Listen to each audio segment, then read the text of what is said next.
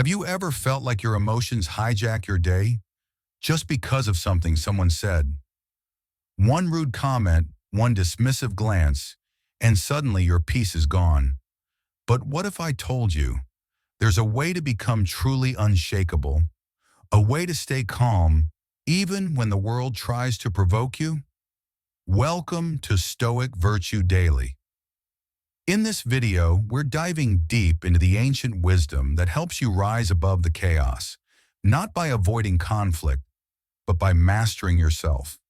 If you've ever wished you could stop reacting and start living with more control, clarity, and peace, this is for you. In today's fast-paced, high-pressure world, it's easy to find yourself caught in a storm of emotions.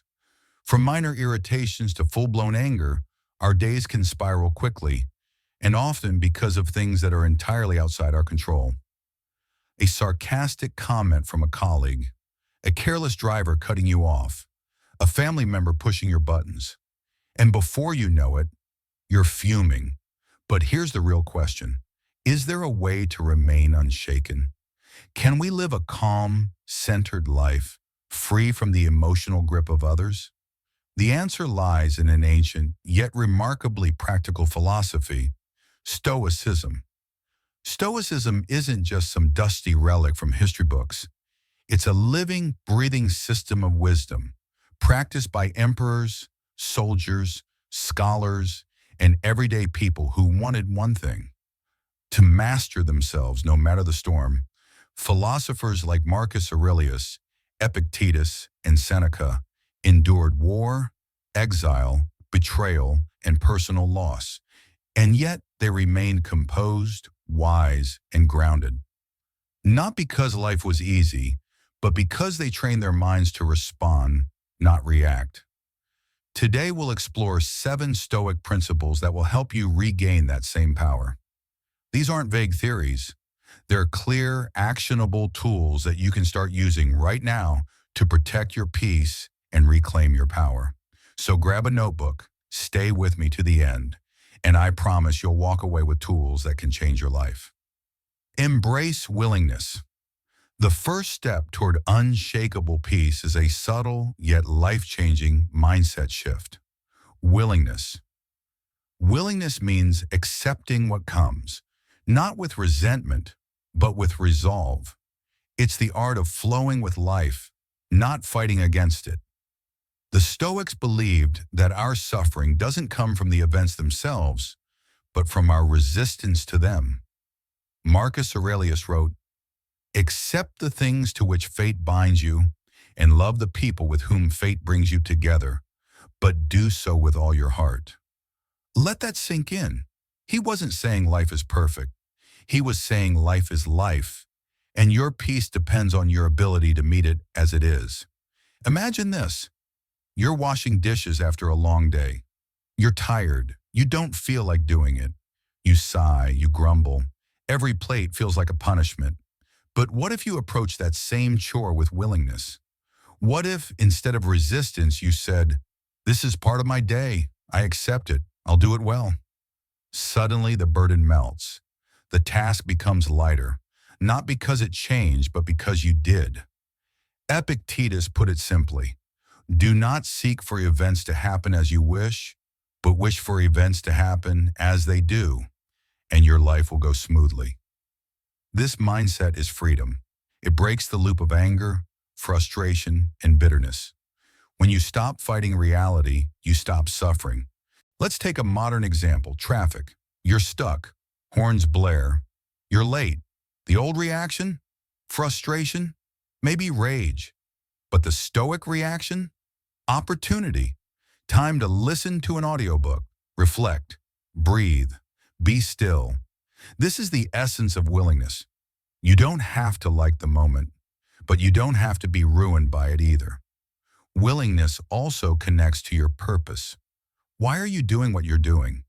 If you're chasing shallow goals, money, status, validation, you'll constantly feel pulled, frustrated, burned out. But if your actions align with a deeper vision, everything becomes meaningful, even the hard parts. Ask yourself, What kind of life am I building? What is truly worth my energy and emotions? When you live with vision, you stop seeing challenges as obstacles and start seeing them as stepping stones. Everything becomes fuel for growth. In summary, when you resist life, life becomes heavy. But when you embrace it willingly, you gain strength, calm, and clarity. So the next time something bothers you, pause, breathe, ask yourself, can I meet this moment with willingness instead of resistance? Just as we discussed earlier, when you stop resisting and start accepting life as it unfolds, you begin to tap into a deeper peace. But that inner peace grows exponentially when your actions are aligned with something greater, a personal vision. What is your vision? Not just a goal, not a checklist item, but a guiding force behind everything you do. Ask yourself, what kind of life am I truly trying to build? Unlike short-term ambitions like earning a promotion, buying a house, or gaining recognition, a vision is bigger. It's not about trophies, it's about meaning. When you live with a grand vision, your actions are no longer forced. They become voluntary, intentional. You understand that every experience, whether pleasant or painful, serves your journey. Let's take a real-world example. Imagine you're working late to meet a tough deadline. If you see it as something you're forced to do, it feels like a weight dragging you down. But if you view it through the lens of purpose, if you say, I'm doing this because it builds the life I believe in, the same task becomes lighter, more meaningful. Now compare that to when you volunteer to help a friend or a cause. Even if it's challenging, you feel fulfilled, not burdened. The key difference? Your attitude. One stems from resistance, the other from willingness. Here's something powerful. I choose to is heaven. I have to is hell. That perspective shift can change everything, even the way you handle people who offend or disrespect you. Say someone throws a hurtful comment your way. You have two options. One, you react in anger, let it hijack your emotions and spiral. Or two, you take a breath, remember your vision, and tell yourself, that's their nature, not mine. I don't have to carry their fire. You're not giving up. You're not being passive. You're simply choosing not to let your peace be held hostage by the behaviors of others. Accepting life as it is doesn't mean you stop striving to improve. It means you stop wasting energy on what you can't control. When criticism comes your way, don't take it personally. Instead, treat it like a mirror. Is there truth in it? Can I grow from this? The moment you switch from defense to curiosity, you win. Remember, your reaction, not the situation itself, is what determines your peace. Of course, this takes practice. Embracing willingness is not a one-and-done transformation. It's a mindset you train, just like a muscle. Start small. When you forget something, laugh instead of scolding yourself. When you're delayed in traffic, take the time to breathe, think, or listen to something inspiring. View inconveniences as teachers, not enemies. The reward? Emotional freedom. You become less reactive, less irritated, and more grounded. Over time, you'll develop a quiet strength, one that doesn't need to shout, doesn't need to win every argument, and doesn't need to prove anything to anyone. Stop judging others.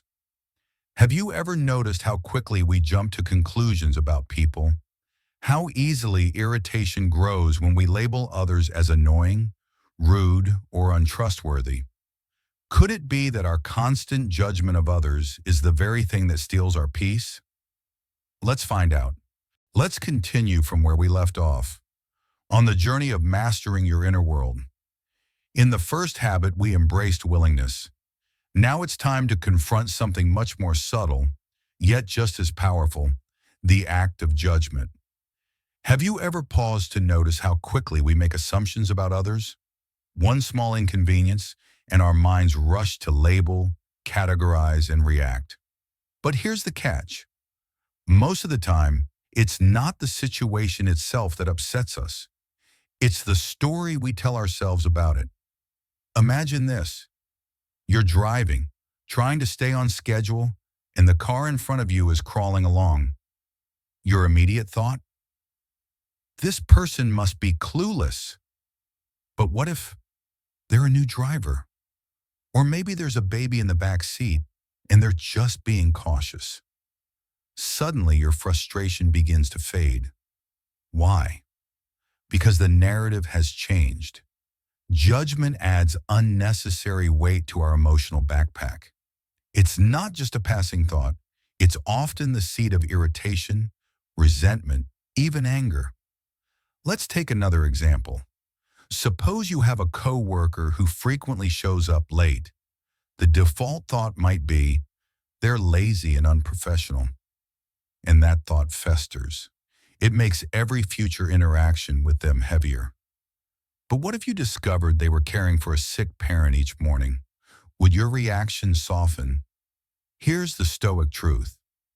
Dropping the judgment isn't about ignoring bad behavior. It's about freeing yourself from emotional baggage. Marcus Aurelius, in all his clarity, once said, "You always have the option of having no opinion. There is never any need to get worked up or to trouble your soul about things you can't control." That's not indifference. That's power.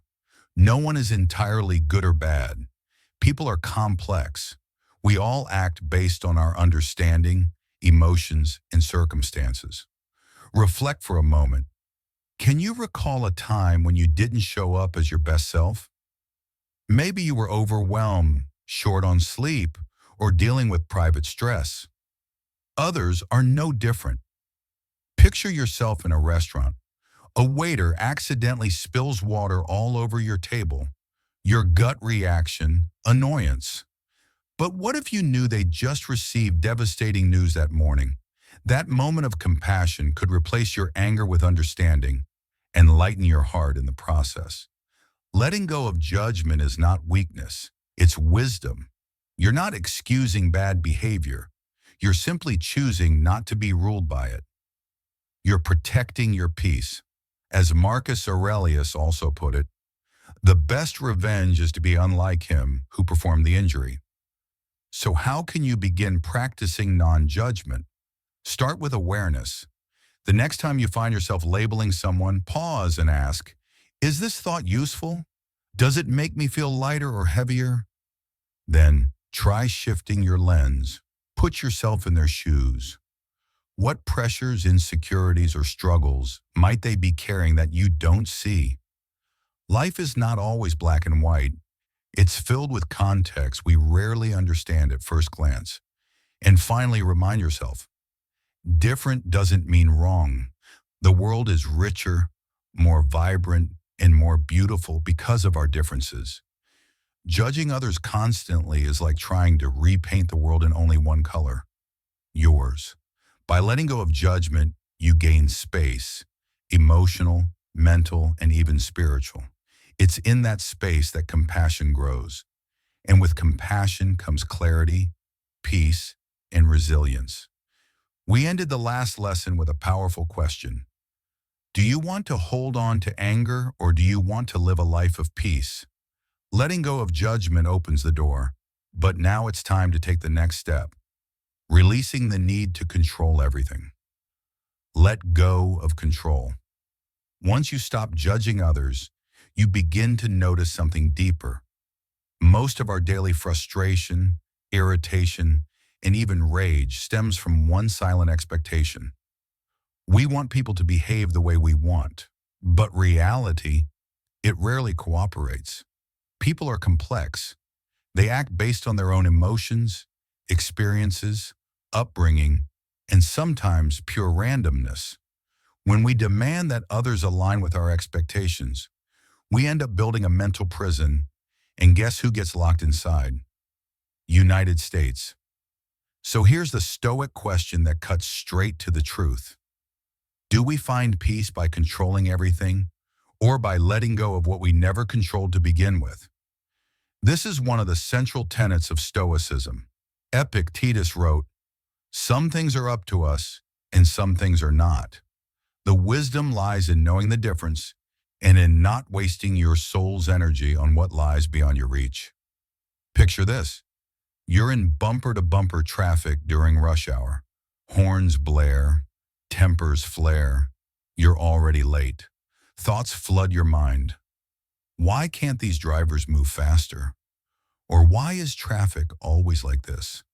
You tense up, your breathing shortens, your blood pressure rises. But what if you paused, took a breath, and whispered to yourself, I can't control the traffic. I can control my response. Just that shift in mindset can soften your heart, ease your shoulders, and turn that moment into one of calm clarity rather than chaos. And this isn't just about traffic. A mother might lose sleep worrying about her child's grades. She wants the best, but she can't sit the exams or force comprehension. An employee might seethe over a boss's irrational decisions, but they can't climb into that boss's head and rewire their thinking. These are classic examples of energy wasted on the uncontrollable. Let me share a story. A few years ago, I met a young entrepreneur, bright, ambitious, full of fire. He spent 3 years building a revolutionary tech product. He poured in his savings, sacrificed weekends, and gave it his all. When it launched, the market didn't respond the way he hoped. Sales were slow. Reviews were lukewarm. He felt betrayed by the world. He blamed customers for not getting it. He suspected competitors were sabotaging him. Anger and frustration consumed him. And with that came paralysis. He stopped improving, stopped adapting, and started spiraling. During a long conversation, I gently asked, "What's in your control right now?" That question struck him. He paused, reflected, and slowly began to shift focus from blame to action. He revised the product, refined the messaging, and re-engaged with his audience. The result? A new version that resonated far more. His business didn't just survive, it evolved. But the real transformation wasn't in the product, it was in his mindset. That's the power of letting go. And here's something you can try today. When you feel stress rising, ask yourself these 3 Stoic questions. Is this within my control? Am I exhausting myself over something I cannot change? Will my reaction improve the situation or make it worse? These questions are like a reset button for the soul. Letting go of control isn't about giving up. It's not about apathy. It's about strategic focus. You redirect your energy toward what actually matters. Your thoughts, your choices, your attitude. And just like that, you reclaim your peace. After learning to let go of control, we step into a deeper realization. We can't always change the world, but we can change how we move through it. And part of navigating that world with peace comes from one powerful mindset shift.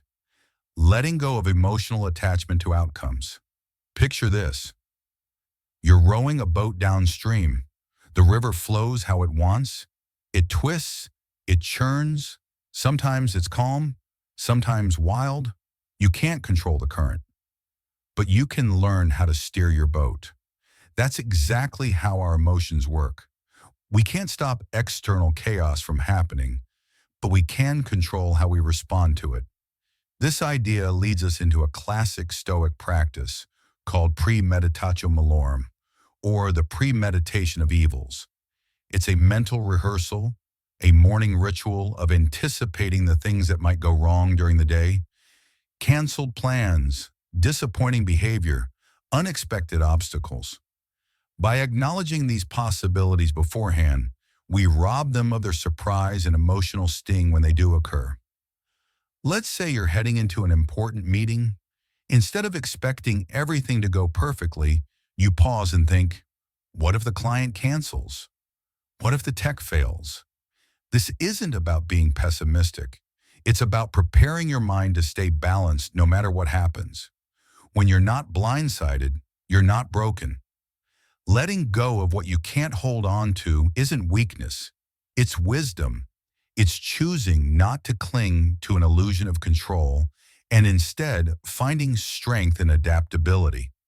It's the realization that when you stop trying to bend the river of life, you actually learn how to flow with it. So start small. Let go of trying to win arguments that don't matter. Stop replaying past conversations, wishing you'd said something different. Don't waste your energy trying to change people who aren't ready to change. When you release yourself from these mental battles, you gain space. Space for peace, creativity, and clarity. Now, as we continue this journey of emotional mastery, we arrive at the next key Stoic lesson. Embrace imperfection. Embrace imperfection in others, in life, and in yourself. Have you ever felt anger bubbling up when someone didn't meet your expectations? Maybe a coworker dropped the ball on a shared project, or a friend forgot an important date. These moments sting, but ask yourself, was I upset because of what they did, or because I expected them to be perfect? Stoicism teaches a humbling truth. Perfection is an illusion, and it is our clinging to that illusion that creates the most suffering. Why do we demand flawlessness from the people around us or from the world itself? Life is messy. People make mistakes. Circumstances shift. That's not failure. That's the natural state of being human. The Stoic philosopher Epictetus put it simply. It's not events that disturb people, but their judgments about them. In other words, it's not the imperfection itself, it's the story we tell ourselves about it. Let's explore a practical example. Imagine you've spent days preparing for a major presentation. You're ready, confident, but then your colleague forgets a key file and things don't go as planned. It's easy to think, why are they so careless? That anger feels justified. But pause. That colleague's mistake, can you undo it now? So what's left? Your choice in response. You could lash out and let frustration ruin your energy, or you could shift focus and ask, how can I adapt in this moment? Acceptance doesn't mean approval. It means freeing yourself from being emotionally hijacked by what you cannot control. Marcus Aurelius gave us a timeless reminder. Begin each day by telling yourself, I will meet interference, ingratitude, insolence, disloyalty, ill will, and selfishness, all of them due to the offender's ignorance. It might sound harsh at first, but it's not. It's a form of mental armor. It's a realistic expectation that people will fall short, not because they're malicious, but because they're human, just like we are. Think of a restaurant scene. A server spills water on your table. You could immediately react, frustration, maybe even sarcasm. Or you could pause and think, maybe they've had a rough day. That one breath, that one shift in mindset can completely change your experience. And it doesn't just apply to others. Embracing imperfection also means making peace with your own flaws, the times you mess up, the things you regret. Instead of self-criticism, practice self-compassion. Learn from the slip, adjust, and move forward, because that's how growth happens. In everyday life, this mindset turns chaos into clarity. When someone breaks a promise, remind yourself, they might be struggling in ways I don't see. When your plan gets disrupted, breathe and ask, what can I do with what I have? When you feel misunderstood, don't default to anger. Instead, choose to stay centered and seek clarity. The world isn't perfect. People aren't perfect. And guess what? You don't need them to be. Peace isn't found in perfection. It's found in perception, in your ability to stay calm amidst the imperfections of life. As we learned in the last part, embracing imperfection in others frees us from constant disappointment. But now, let's take it one step further. What happens when the storm isn't coming from outside, but from within? The next level of Stoic mastery invites us to look inward, to take radical responsibility for our emotions. Take responsibility for your feelings. Have you ever jumped to conclusions, assuming someone meant to hurt or offend you, only to later realize they had no such intention. Maybe they didn't understand your point of view. Maybe they were just having a rough day. So here's a powerful question. When someone criticizes or ignores you, does it truly hurt you? Or is it your own interpretation that causes the pain? Stoicism teaches that it's not the external events that disturb us, but our judgments about them. Now let's be clear. Accepting imperfection doesn't mean becoming indifferent or tolerating mistreatment. On the contrary, it frees you. When you stop expecting others to behave exactly how you wish, you free yourself from the trap of constant frustration, and instead, you begin focusing on what you can influence. Take relationships, for example. We often expect our partner to read our minds, to always understand our emotions, without us saying a word. But even those who love us deeply can't always guess what we're feeling or needing. Instead of blaming them, ask, have I communicated clearly? How can I create mutual understanding? This small shift in thinking changes everything.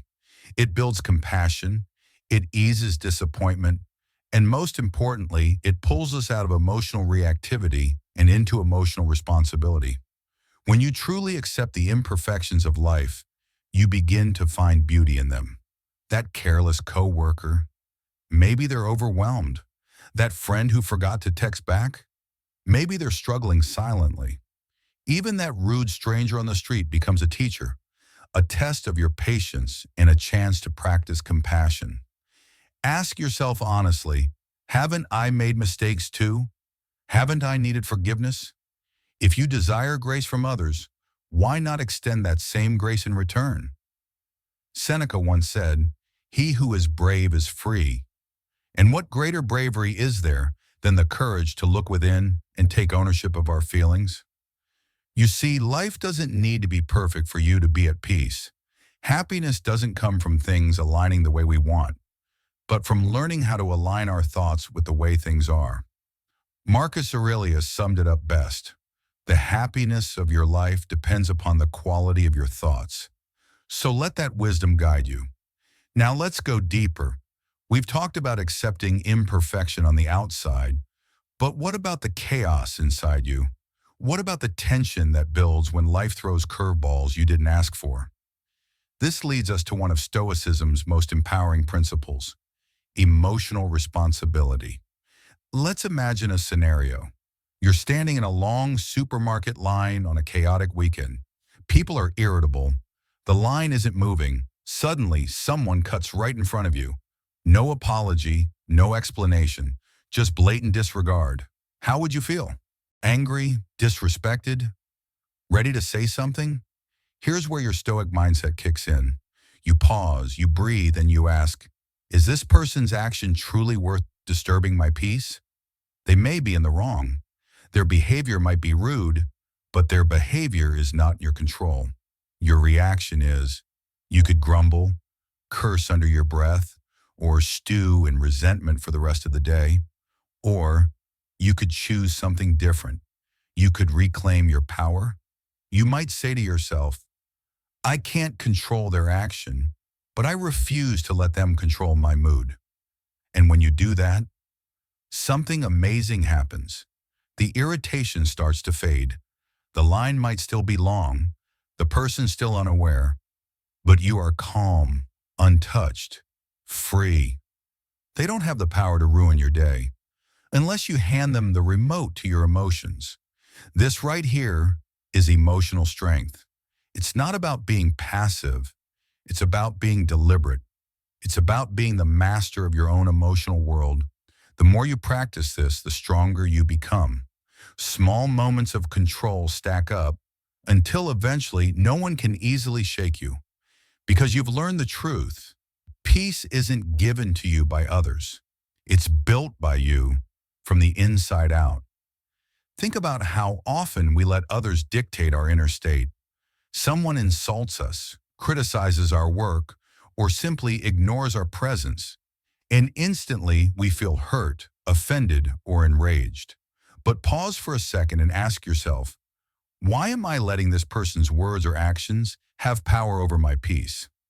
As Marcus Aurelius, the Stoic emperor of Rome, once said, "You have power over your mind, not outside events. Realize this, and you will find strength." These words carry more weight than we often realize. While we can't prevent others from being rude, careless, or unfair, we can always choose our response. And that response, that inner discipline, is what shapes our emotional freedom. Let's break it down with a real-life example. Say you've just wrapped up a presentation you worked tirelessly on, and instead of recognition, a colleague throws out a harsh critique in front of everyone. The natural reaction? Embarrassment, maybe even rage. But what if in that very moment you reminded yourself, their opinion doesn't define my value. I know my effort. I stand by my growth. Reframing your reaction not only neutralizes the sting, it liberates you from emotional dependency. But how do we train ourselves to actually do that? Step 1. Practice the power of pause. Before you react, pause. Literally just stop. Take a deep breath and ask, is this really worth giving up my peace for? That pause creates a moment of clarity, a moment where your mind steps in before your emotions take over. It allows you to choose calmness over chaos. Step 2. Build an emotional journal. This is a simple but powerful Stoic practice. At the end of your day, take a few minutes to reflect. What upset you today? How did you respond? Could you have chosen a calmer, wiser reaction? You're not judging yourself. You're learning from yourself. Over time, this reflection builds emotional awareness and resilience, like slowly forging armor for your mind. And here's a truth worth repeating. No one can make you angry unless you allow it. Marcus Aurelius also wrote, "If you are distressed by anything external, the pain is not due to the thing itself, but to your estimate of it, and this you have the power to revoke at any moment." That's the core message here. Emotions aren't invaders. They're your creations. You hold the keys. So protect your peace. Guard it like a precious treasure. Because when you do, you'll find that almost nothing can truly shake your spirit. And now I'd love to hear from you. Do these Stoic principles resonate with your experiences? Have you ever caught yourself before reacting and felt the power of staying calm? Drop your thoughts in the comments. Let's open the door to reflection, growth, and maybe even some unexpected wisdom from our shared stories. Because after all, this journey isn't one we walk alone. The art of non-reaction. Imagine this. You're in a meeting. You've prepared carefully. You're about to share your ideas when suddenly a colleague interrupts, pointing out a flaw loudly in front of everyone. What's your first instinct? Embarrassment, frustration, maybe even a flash of anger. Your heart pounds. You want to push back, to defend yourself, to restore your dignity. But pause, right here is where power lies. What if, instead of reacting, you asked yourself, why should I let their words decide how I feel? That comment, no matter how harsh, is not a reflection of your worth. It's a mirror of their state of mind, their stress, their rush, their own insecurities, none of which belong to you. So what do? You stay calm. You take a breath. You look them in the eye and say, thank you for your input. Let's circle back to that after I finish presenting. Just like that, you disarm them. No explosion, no power struggle, just strength and restraint. You hold the room, not through volume, but through poise. You walk away with confidence, clarity, and peace. Seneca put it best, the greatest remedy for anger is delay. This isn't just poetic, it's practical. Let's say someone sends you a snarky email at work. Instead of firing off a reply in the heat of the moment, try this. Wait an hour, maybe even a full day. You'll be surprised how different your tone is after time and perspective kick in. Your reply becomes more effective, more composed, and more in line with who you truly are. Sometimes the most powerful response is no response at all. You've probably heard the parable, if a donkey kicks you and you kick back, you're both donkeys. It sounds funny, but it holds serious wisdom. When you react with the same negativity thrown at you, you descend to the level of the attacker. But when you remain still, you rise above the noise. Think of an argument, both sides shouting, tension building, emotions escalating. Now picture one side suddenly going quiet, not out of defeat, but by choice. The fire has no fuel. The shouting echoes off silence. And just like that, the storm fades.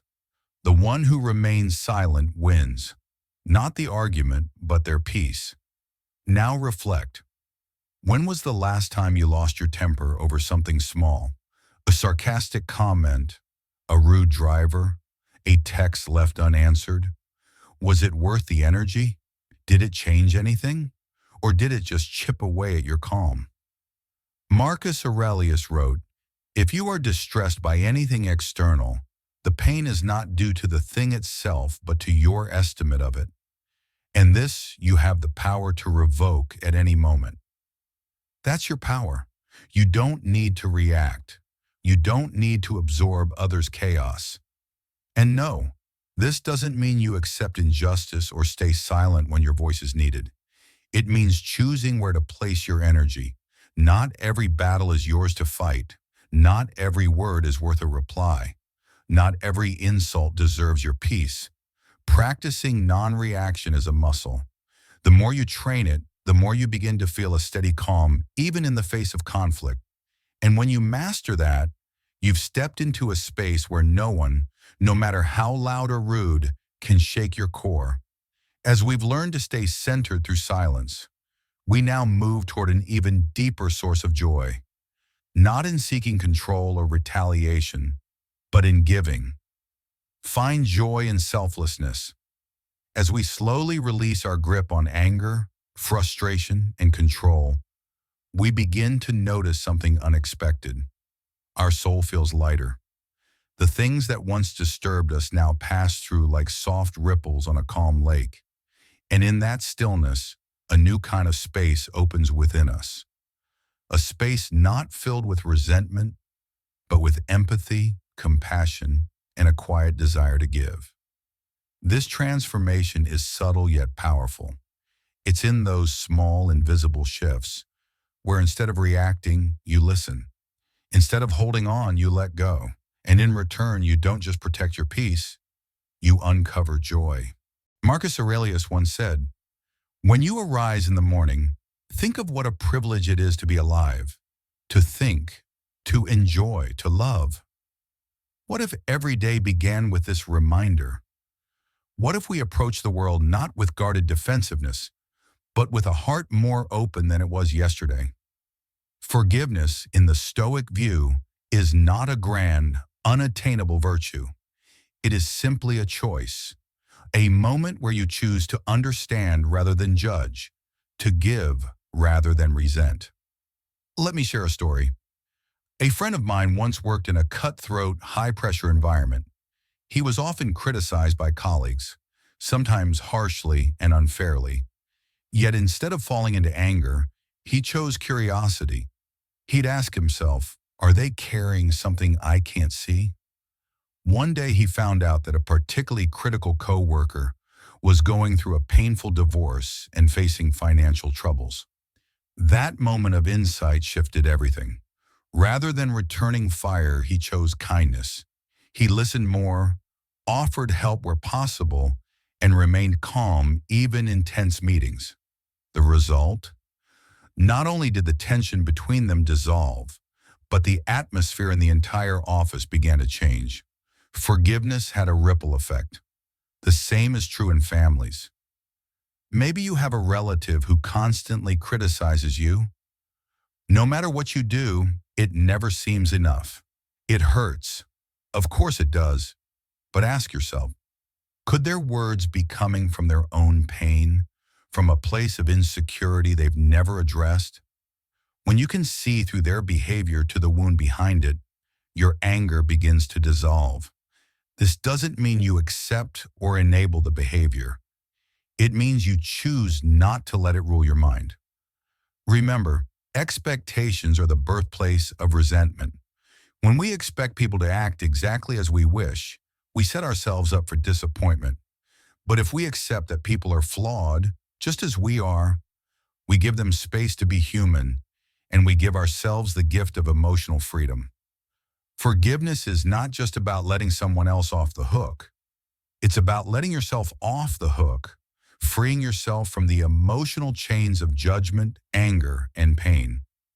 Think back to a time when you helped someone purely out of goodwill. No expectation, no return. Just genuine giving. How did it feel? Likely peaceful, uplifting. Right. That feeling is the quiet reward of selflessness. As Epictetus wrote, "No man is free who is not master of himself." Forgiveness is one of the highest forms of mastery. It's not weakness, it's strength in its purest form. And even modern science agrees. Studies show that people who regularly practice acts of kindness, compassion, and forgiveness report higher levels of happiness and life satisfaction. The Stoics, thousands of years ago, already understood this truth. Now take a moment. Ask yourself, can I try seeing this situation from their side? What might they be carrying that I can't see? When you ask those questions often enough, something amazing happens. Your emotional tension eases, your heart opens, and your need for conflict dissolves. Forgiveness doesn't need to be dramatic. It can be as simple as staying patient with someone who makes mistakes. As subtle as not correcting a rude comment, as gentle as smiling and moving on. And when you offer kindness, do it for the sake of the act itself, not for applause or validation. Seneca beautifully put it, "Wherever there is a human being, there is an opportunity for kindness." So what will you choose today? Resentment or release? Will you carry the weight of every wrong, or will you lighten your spirit by letting go? Marcus Aurelius once said, "Wherever there is a human being, there is an opportunity for kindness." These aren't just beautiful words. They are a way of life. No matter where life places you, whether in a bustling office, a chaotic household, or a silent walk through the park, there is always a chance to pause, reflect, and extend compassion. Not because others always deserve it, but because you deserve peace. Choosing forgiveness isn't a favor you do for someone else. It's a liberation you gift yourself. It allows your heart to breathe, your mind to unclench, your spirit to rest. It's in this act of release, of letting go of anger, of understanding before reacting, that we discover one of life's most beautiful truths. Peace doesn't come when everything is perfect. It comes when you stop needing it to be. Let that truth settle in, because now, after this journey, you've learned something powerful. We've just walked through 7 timeless Stoic methods to master your emotions and live a life of inner stillness, no matter the chaos outside. But let's be clear, these are not lofty ideals meant to sit quietly in ancient books. They are real-world tools. They are daily practices, compasses pointing you back to calm again and again. Let's quickly revisit what you've now added to your toolkit. Embrace willingness, flow with life instead of resisting it. Let go of judgment, free your mind from the weight of assumptions. Release control, master your reactions instead of trying to master the world. Accept imperfection. People aren't perfect, and that's okay. Own your emotions. Don't hand your peace to anyone else. Practice non-reaction. Silence and stillness are strengths. Find joy in selflessness. Kindness is power, and forgiveness is freedom. These principles aren't just clever sayings or ancient quotes. They're invitations to live differently, more mindfully, more powerfully. Every time you choose patience over irritation, understanding over judgment, peace over pride, You take one step closer to self-mastery, and little by little, you begin to shape a life that's not easily shaken, one that's rooted in clarity, calm, and conscious choice. Now, if you found value in this video, if even just one of these ideas spoke to you, take a moment to support this journey. Hit the like button, not just for the algorithm, but to signal that you value this kind of content. Share it with someone who might be going through a difficult time, someone who just needs a breath of calm in a noisy world.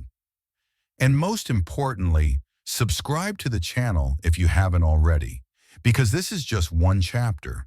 We've got more to explore, more wisdom, more practices, more reminders of the strength and serenity that already live within you. Thank you, not just for watching, but for being someone who chooses growth. We're in this journey together. I'll see you in the next video. Until then, stay still, stay strong, stay stoic.